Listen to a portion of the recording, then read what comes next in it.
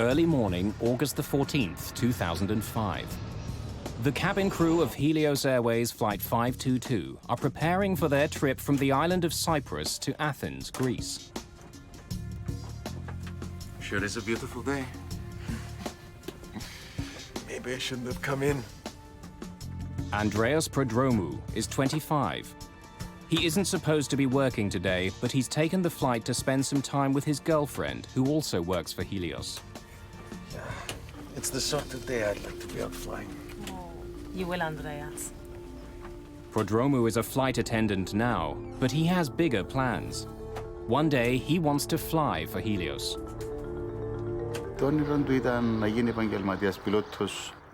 His dream was to become a professional pilot. Personally, I wanted him to stay in the family business. We often talked about this. We've got company. Stay warm at the back. I will.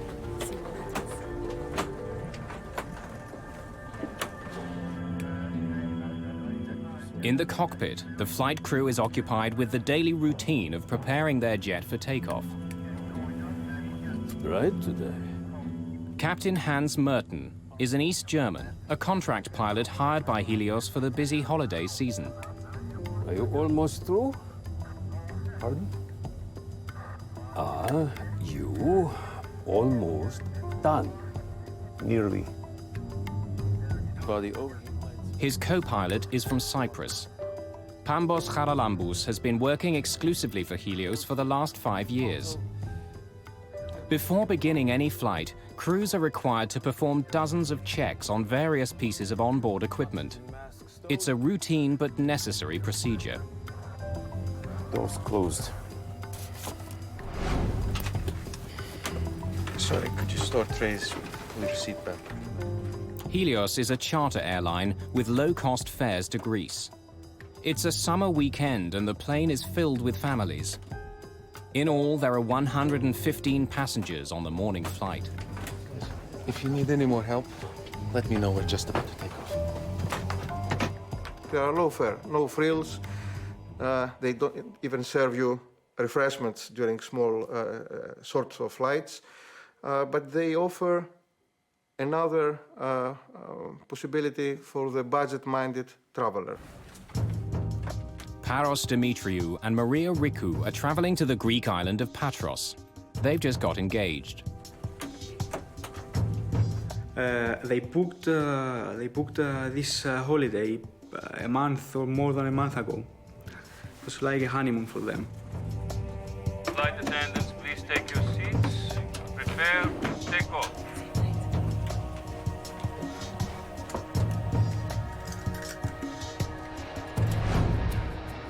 Just a few minutes after 9 in the morning, Helios Airways Flight 522 lifts off into the bright sunshine. Nicosia Area Control, this is Helios 522. Request cruising at 340. Helios 522, you are cleared to climb to 340. Have a good day. Set 340. 340.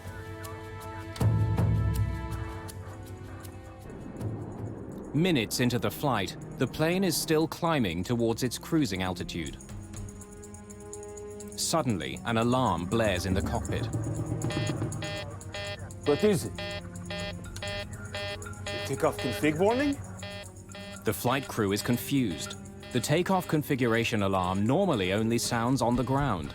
It tells pilots their jet isn't ready for takeoff. The crew doesn't know why it's sounding now. Uncertain what the problem is, the captain radios the Helios Operations Center at Larnaca Airport back in Cyprus. Operations, this is Flight 522, over.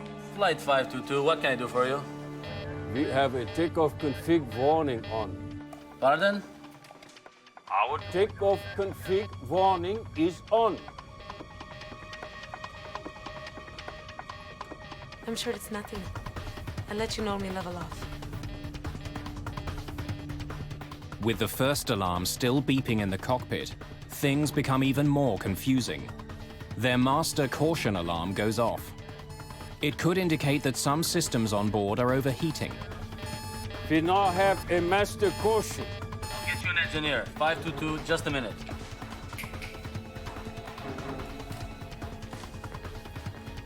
I find him very hard to understand. His accent is quite thick.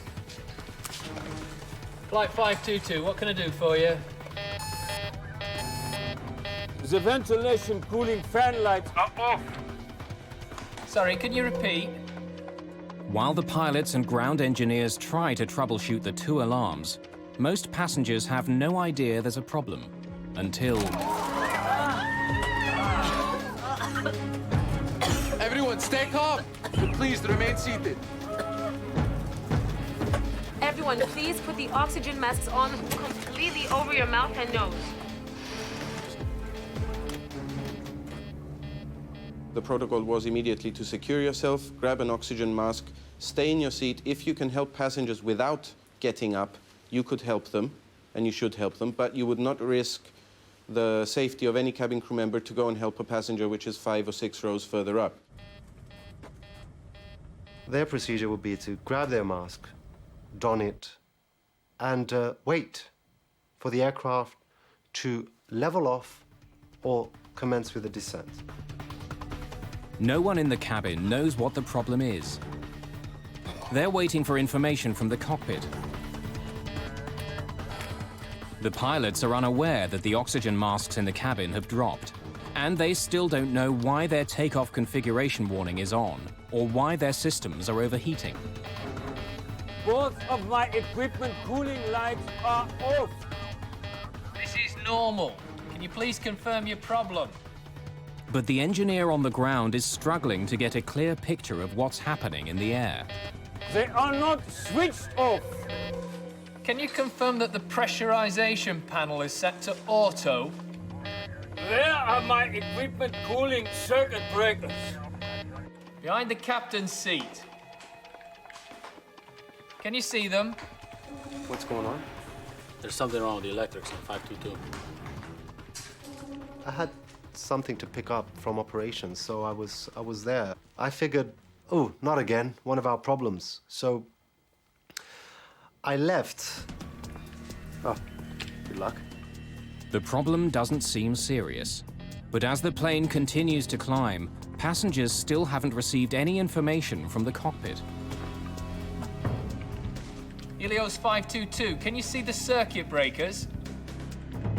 And now the engineer on the ground loses contact with the aircraft. Helios 522, can you hear me? It's less than 30 minutes after takeoff, and Flight 522 is still on course. The plane is high above the Mediterranean Sea and headed straight towards Athens.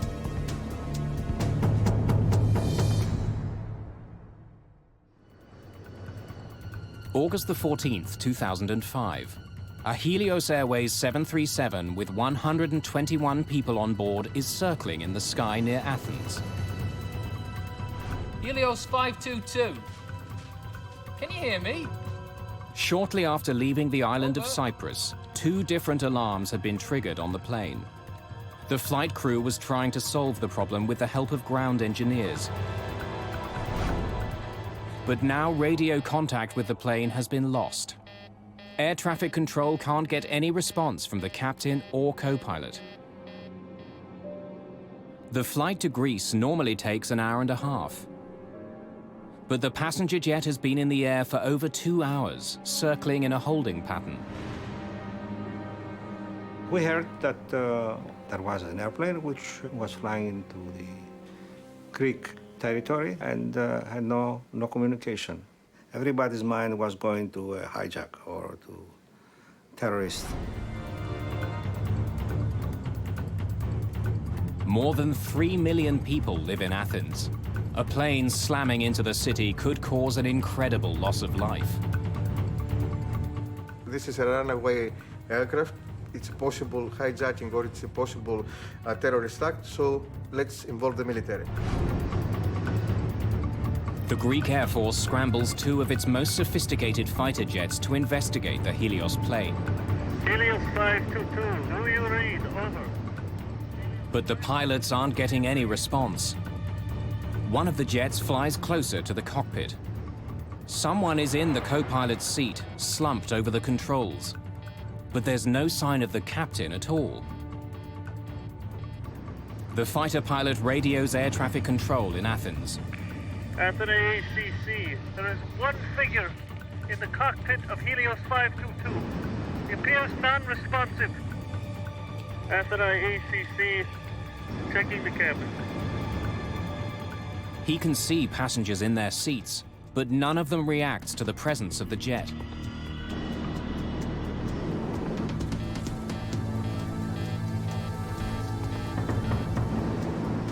Then the pilot sees someone moving in the cockpit.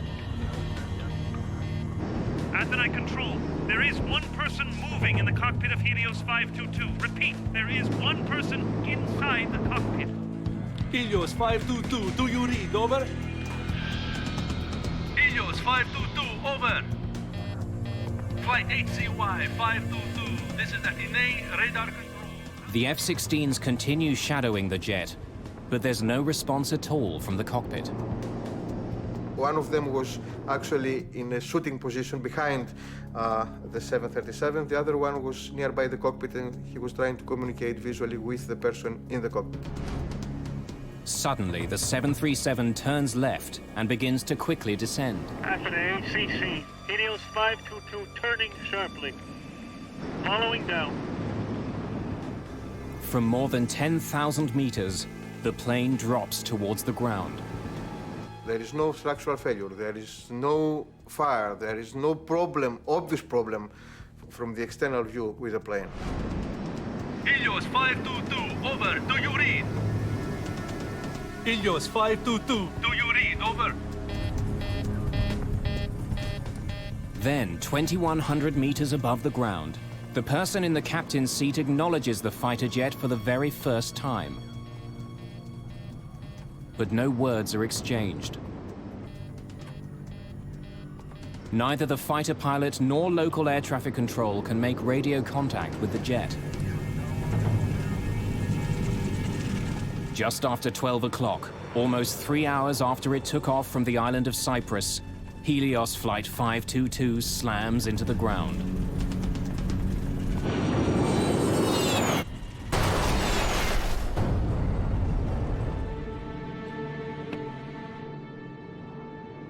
Athens ACC, Helios 522 is down. Repeat, Helios 522 is down on Grammatico Hill. Over. Fire and rescue workers rush to the crash site. There are no survivors. Flight attendant Lazaros Temetsian is stunned by what he hears at the company's operations center. It was the most chaotic scene I've ever seen.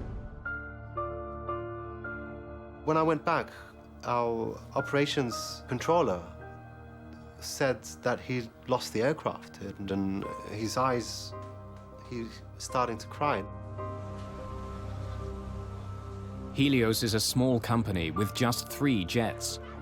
Members of the cabin crew have been working together for years. For Paul Simeonides, news of the crash is particularly terrifying. He's a flight attendant for the airline, and so is his fiancée. I think that must have been the worst 30 minutes of my life following that first image, because Victoria was flying that morning to Glasgow. I had everyone and his brother, every person we knew was calling me up to find out if I'm alive, if Victoria is alive, what happened, why it happened. At first we said it takes 1 hour and a half to go to Greece, so probably it's not that plane. And it took about 2 or 3 hours later to know that Paris and Maria was on the plane that crashed. Andreas Prodromou's father didn't know his son had been called to fill in on Flight 522. I was told that Helios aircraft was lost by radar, and air controllers couldn't contact it. I got worried. I called Andreas's phone. He always had it on. And unfortunately, he wouldn't answer. After that phone call, I felt as if the ground was pulled out from under my feet. It's the worst air crash in the history of Greece. Most of the 121 victims are from Cyprus. The small island nation declares 3 days of mourning following the crash. It's an eerie disaster. For over an hour, air traffic controllers watched the passenger jet fly in radio silence closer and closer to Athens, with no idea what was happening inside the jet. Now, piece by piece, investigators are trying to find out. So we climbed over the hill, and there we were, facing this situation, which was beyond any description. I saw a great area in front of me, which was burning. It was black. Burning, people spread, pieces of the airplane. It is a truly nightmarish sight. I hope that I never experience it again. It was terrible, just terrible. Investigators immediately start looking for the cause of the crash. In the early days, their efforts take a frustrating turn. They recover the box containing the cockpit voice recorder, but the recorder itself has been thrown clear. It was difficult for us because we first found the case of the CVR, very badly damaged, and we could not find the machine itself. Investigators need to know what happened to the pilots. Without the cockpit voice recorder, they have little to go on. So keep looking. Let's hope we can find it.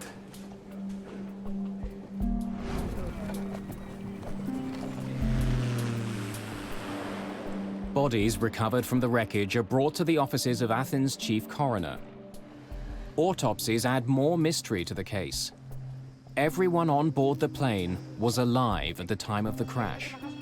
There were scenarios at the time that they had all died in midair. But the truth, they did not die from inhaling a toxic substance in the airplane or from an explosion. These people died on impact.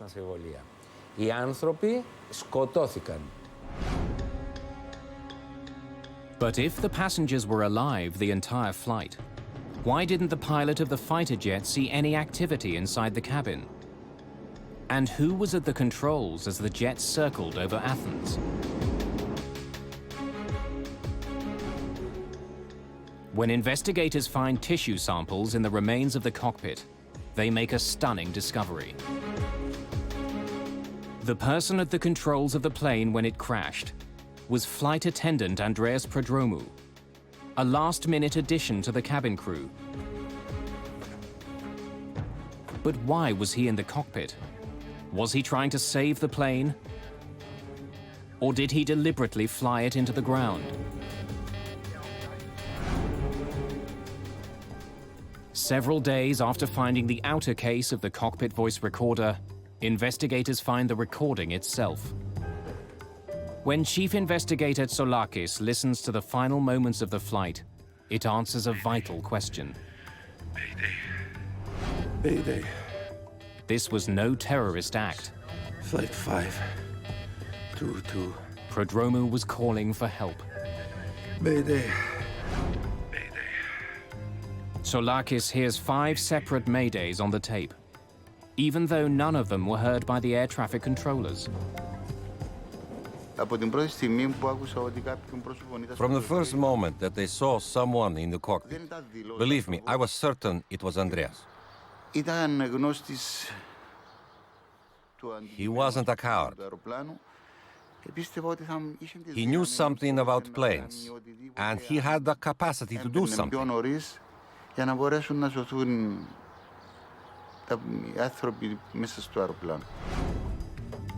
In fact, Prodromou had his commercial pilot's license. It was the first step towards his goal of becoming a captain for Helios. It's the sort of day I'd like to be out flying. Oh, you will, Andreas. But all of his training wouldn't have helped save the jet. When he was seen at the controls, Flight 522 had been in the air for almost 3 hours. And the reason the Helios plane seemed to veer away from the F-16s following it was because its left engine was out of fuel. No matter what caused the alarms to sound, the ultimate reason for the crash was simple. The DFDR and the CVR gave us absolute proof that the plane ran out of fuel. And this was the cause of the crash. Scheduled as a 90-minute flight, the plane didn't have enough fuel to stay in the air for over 3 hours. But why had the plane flown so much longer than it was supposed to? Soulakis now knows who was in the cockpit of the plane and why it crashed. But to fully understand the mystery, he needs more information. Mayday. His investigators uncover a suspicious history of maintenance issues with the Helios jet, issues that could help explain what happened on Flight 522. Less than a year before the crash, the same aircraft had suffered a rapid decompression.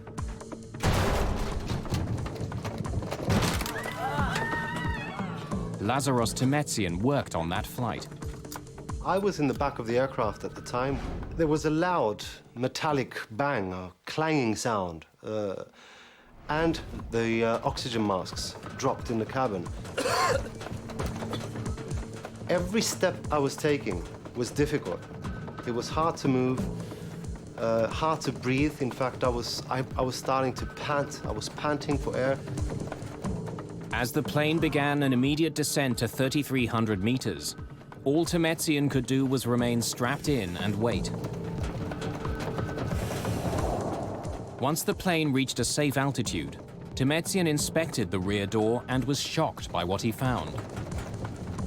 I noticed that the aft service door was not fully locked. The hinges on the top and the bottom of the door were kind of displaced. I could pass my hand right through.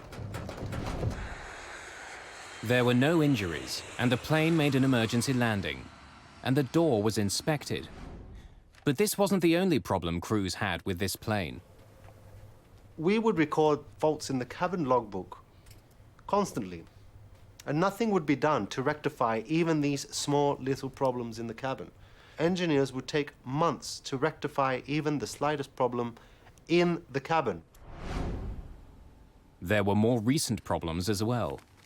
A Helios ground engineer tells Soulakis that on the very day of Flight 522, the 737 had another problem with its back door. When we checked the flight log for the trip, we saw that we'd have to do some unscheduled maintenance. The plane had arrived in Cyprus just after midnight on August the 14th. The cabin crew had heard loud banging noises and saw ice on the rear service door during the flight. It was scheduled to take off again just hours later.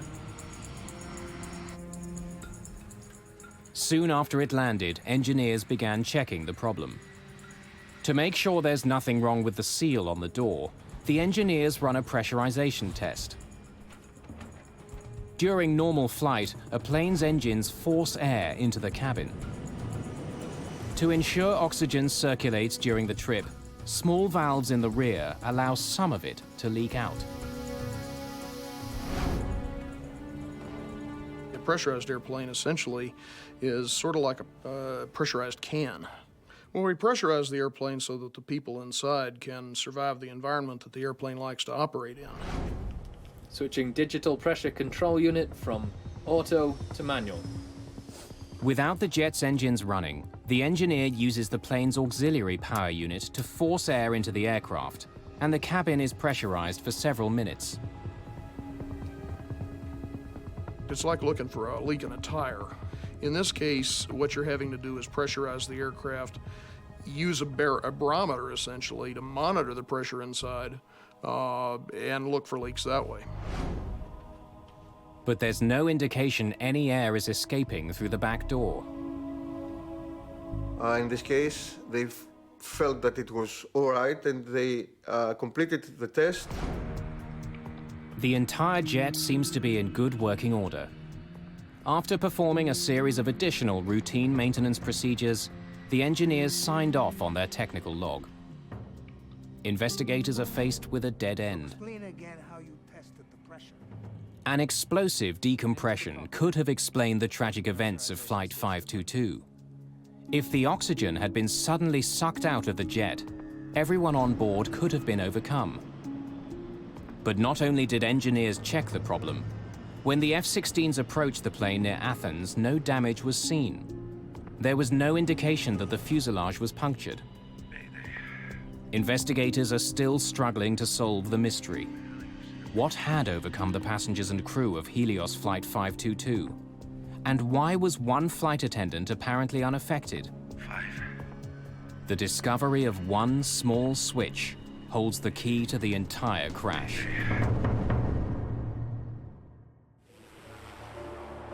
The crash of Helios Flight 522 is one of the most mysterious air disasters ever. Helios 522, do you read? Over? All investigators know for sure is that shortly after takeoff, the crew stopped communicating with air traffic controllers. Helios 522, over. Then, after 2.5 hours in the air, one of the plane's flight attendants was seen at the controls. Eventually, the plane ran out of fuel and crashed, killing 121 people. But investigators are stumped. They still don't know what had happened to the plane's captain or the rest of the crew. Tell me about what happened the day of the flight. They concentrate on the conversation between the pilot and the Helios engineer shortly after takeoff. As the plane passed through 3,700 meters, an alarm sounded in the cockpit. Operations, this is Flight 522, over. Flight 522, what can I do for you? We have a takeoff config warning on. Pardon? Our takeoff config warning is on. Usually, the takeoff config warning is only triggered on the runway. But wreckage recovered at the crash site reveals no problems with the plane's flaps, landing gear, or anything else that could trigger the alarm. So why had it sounded? Chief Investigator Akrivos Tsolakis focuses on a small control panel found in the wreckage of the ravaged jet. Are you sure this is the way it was found? It hasn't been moved at all. We were lucky. Finding this panel, which had the switch on the manual position, was a major one. The P5 pressurization panel ensures that passengers have enough air to breathe, even at high altitudes. Normally, pressurization takes place automatically. As the jet climbs, its engines force air into the plane as they power it through the sky. But when the pressurization switch is set to manual, both the captain and co-pilot are responsible for maintaining the cabin atmosphere using a controller. So explain again how you tested the pressure. When I went into the cockpit, I turned the pressurization switch to manual. Tsolakis learns that during the early morning maintenance check on Helios 522, ground engineers had turned the P5 switch to manual. That allowed them to use the onboard generators to test the pressure seals on the plane's rear door without starting the engines. When the test was over, they didn't turn the switch back to automatic. The procedure of pressurizing the aircraft has to do with setting the pressurization system from auto to manual. They were supposed to return the selector to the auto position.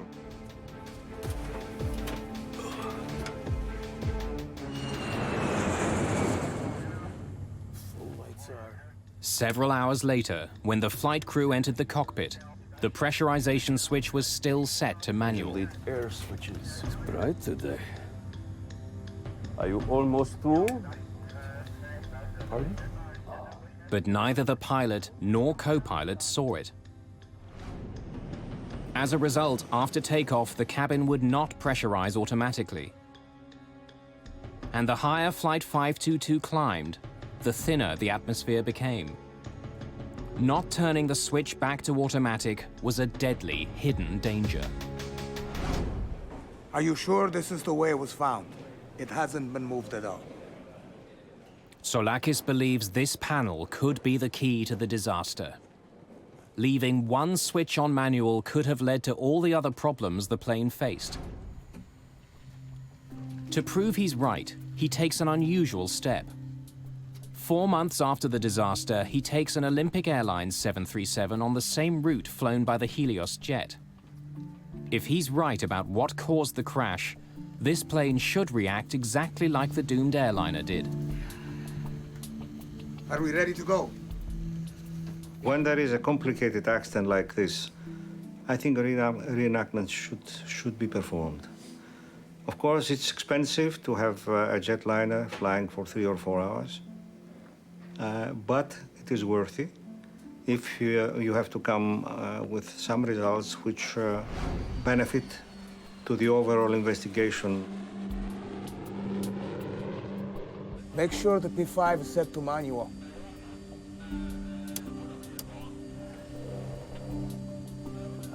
It's hard to see.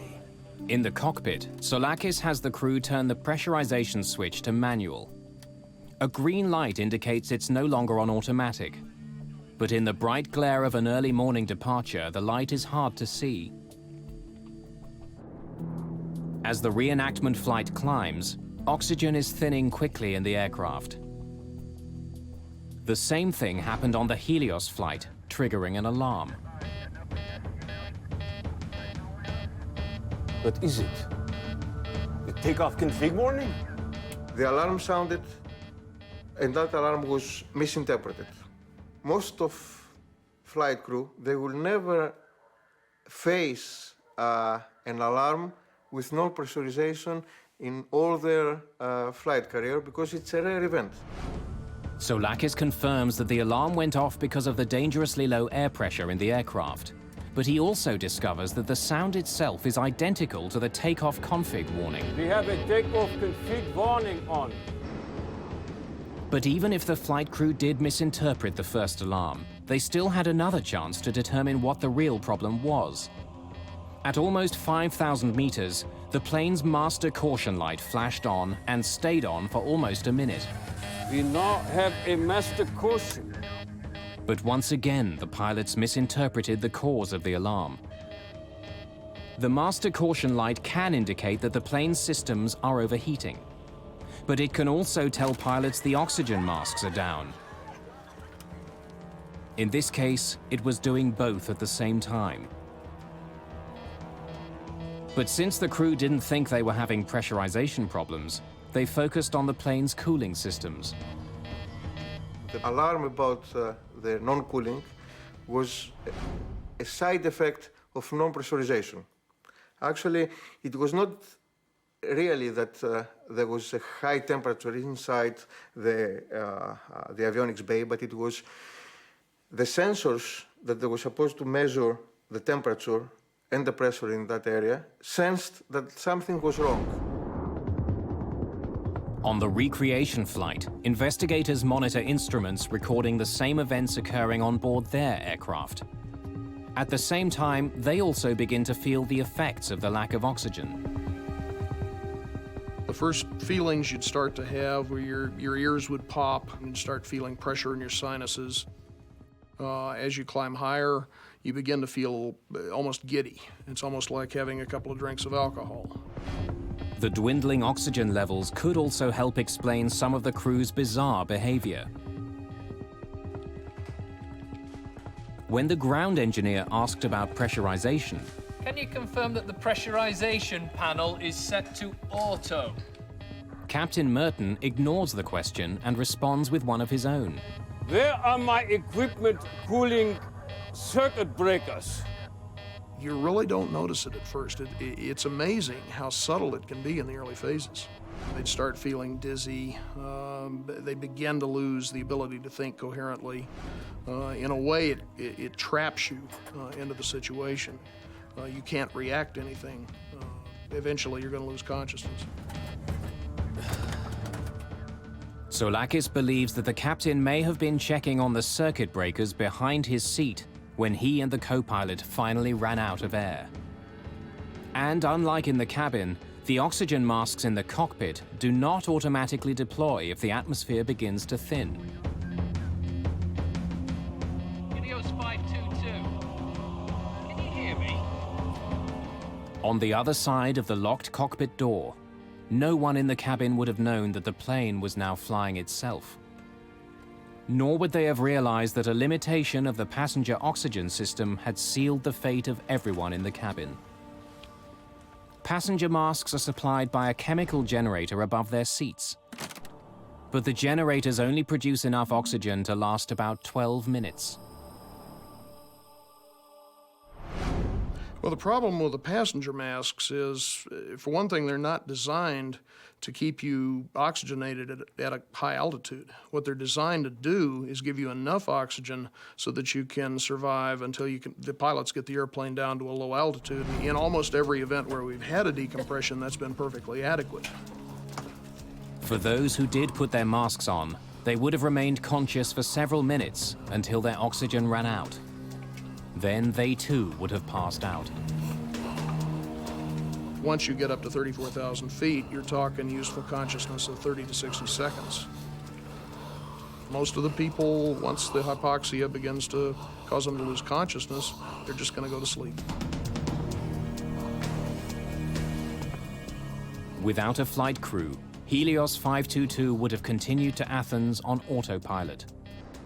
When the crew didn't take control, the autopilot would have put the jet in a holding pattern as it flew over the airport.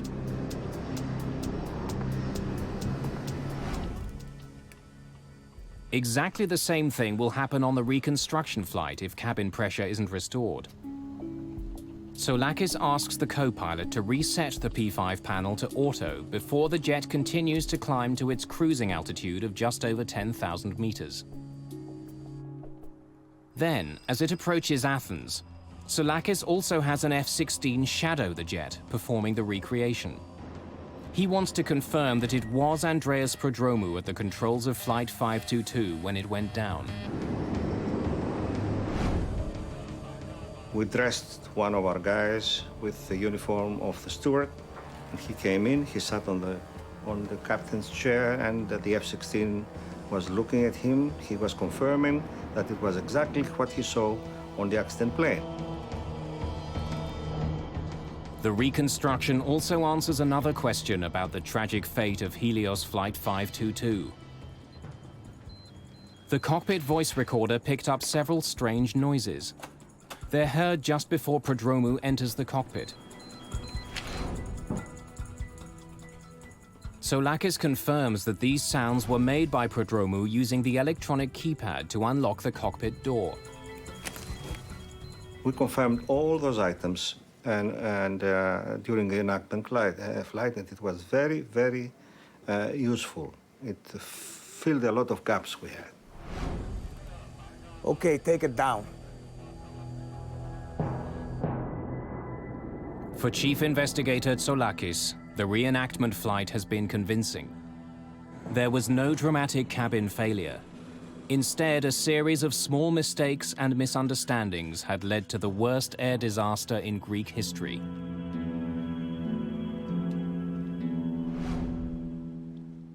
"15 months after the crash, Greek authorities released the official report on Helios Airways Flight 522. But mysteries remain. What was happening in the cabin while the doomed airplane flew towards Athens? And why was Andreas Prodromou the only one conscious at the very end?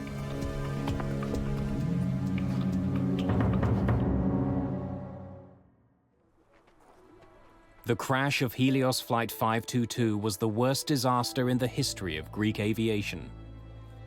Like many crashes, it was a fatal combination of mechanical problems and human error.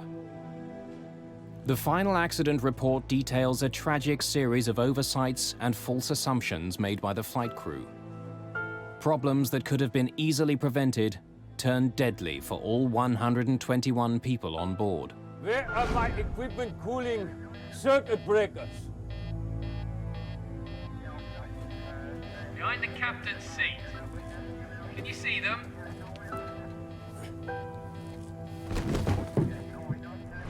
But what the final report does not do is explain what happened in the cabin of the plane. What actions did the flight attendants take? And why was Andreas Prodromou still conscious after almost 3 hours? Mayday. Interviews with Helios safety instructors and crew members paint a tragic picture of what may have occurred. Everyone, please put your masks on. We're not sure what the trouble is, but remain calm and please remain seated. Prodromou was sitting at the back of the cabin. When the oxygen masks fell, he would have waited for instructions from the cockpit. The flight attendants sitting at the front of the plane would have done the same, but none of them would have waited forever. We made it an issue at Helios to emphasize that cabin crew should not entirely depend on their procedures, but to think on their feet and to adapt to any impending situation. In most depressurizations, the plane descends quickly. But as minutes passed on the Helios flight, the plane continued to climb. Unsure of what was going on, Prodromou would have tried to contact the flight crew. Captain Merton. But he gets no response. Can you give us an update, please? Captain Merton. With no word from the cockpit, he would have soon realized that this was not a typical depressurization. When there was no call out from the cockpit and the aircraft didn't start an emergency descent, there was absolutely no protocol. They would be winging it. By now, Prodromou must have felt that something was terribly wrong. But to find out what the problem was, he had to leave his seat. The oxygen available on the 737 is, of course, the dropout oxygen. 10% of those masks are available for the crew in case of a depressurization incident. There are extra masks per every seat row. Taking advantage of the extra passenger masks, he could have made his way to the front of the plane, a process cabin crew called monkey swinging. But if more than 12 minutes had passed, his girlfriend and the other flight attendant may have still been in their seats, and like the passengers, overcome by hypoxia. But Prodromou was a scuba diver and a former soldier in the Cypriot Special Forces.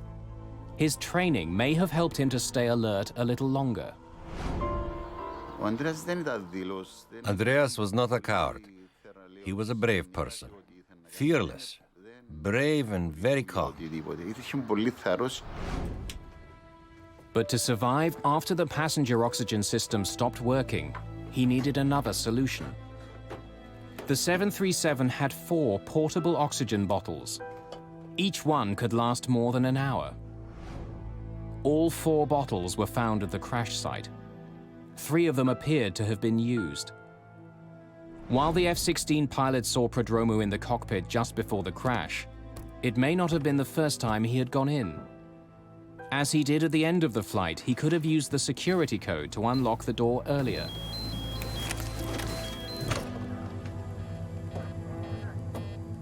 The procedure would be to enter the flight deck via the cockpit door. Initially to bang on the door, and then, if no response is forthcoming, to enter the code and enter the flight deck. During the accident investigation, DNA was discovered on an oxygen mask in the cockpit that matched the co-pilot's. It's possible Prodromou used it to try and revive him. You can still revitalize somebody for quite an extended period of time if you get to them before major brain damage is set in. And that's somewhat a variable situation depending on the person, depending on how long they're exposed to a high altitude. But if he was in the cockpit earlier, Why did he leave? No one will ever know. Probably was a little bit disoriented, a little bit confused. He's reacting a lot slower than he normally would. What was his state of mind? What was his physical condition? We think that he knew what was really the problem, but is that the real situation? It's a real question. After 3 hours in the air, everyone who didn't have bottled oxygen would have been unconscious. As it approached Athens, Flight 522 was now a ghost plane.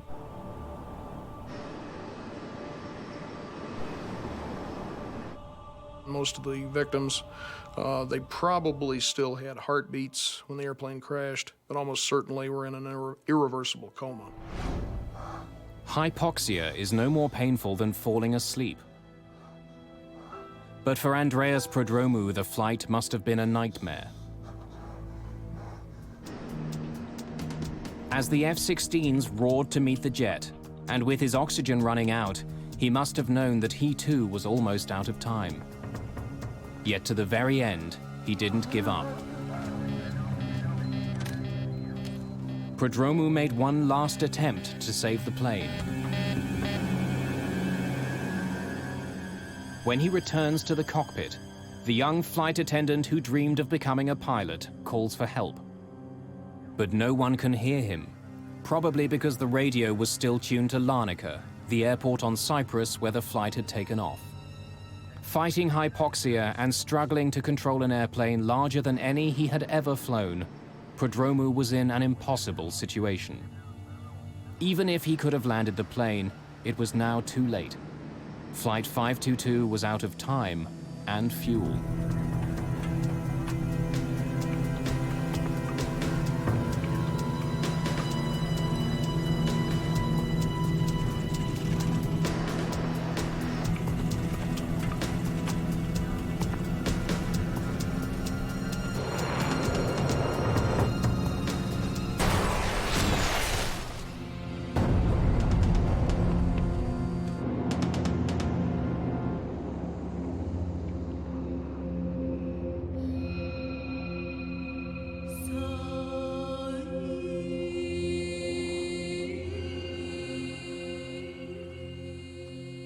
There are pictures of Andreas in Cyprus, in the cemetery where he and his girlfriend Charis are buried side by side. As his father, my son is in front of me. Wherever I go, he's always there.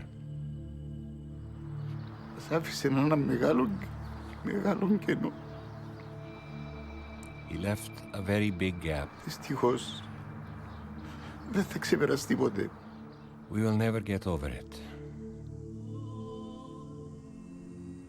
There are pictures in Greece, too. On the hill north of Athens where Helios Flight 522 crashed, there are faded photographs of many of those who died.